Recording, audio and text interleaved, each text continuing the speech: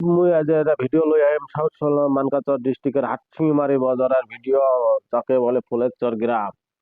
তাত এটা ৰাস্তা বনাই আছে, চাওক আপুনিও চাওক দে কেনেকুৱা ৰাস্তাটো হ'বলৈ গৈছে। কিবা দিছে কিবা দিয়া নাই, একদম বেয়া বুলি ৰাস্তাটো বনাইছে, আপুনি চাওক। আপোনালোকে দেখিছে না ৰাস্তাটো কেনেকুৱা বনাই আছে। আৰু এটা কথা, ৰাস্তাটো বনাই আছে ঠিকেই, ভাল কথা ৰাস্তাটো বনাইছে।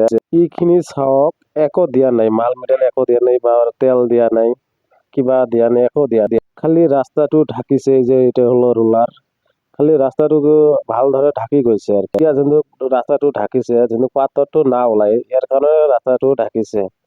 এই মানুহবিলাক দুখ দিয়াও কোনো লাভ নাই। চাওক কিনাটো চাওক কেনেকুৱা। চৰকাৰে যিমান পইচা দিব ইমানেহে ৰাস্তাটো বনাব না।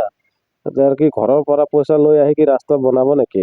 আপোনালোকে ৰাস্তাটো চাইছে না, এইটো হ'ল ফুলেশ্বৰ গ্ৰামেৰ ৰাস্তা। হল সৌচলা মানকাচৰ ডিস্ট্ৰিক্টেৰ হাটশিঙিমাৰি টু ফুলেশ্বৰ গ্ৰামেৰ ৰাস্তা।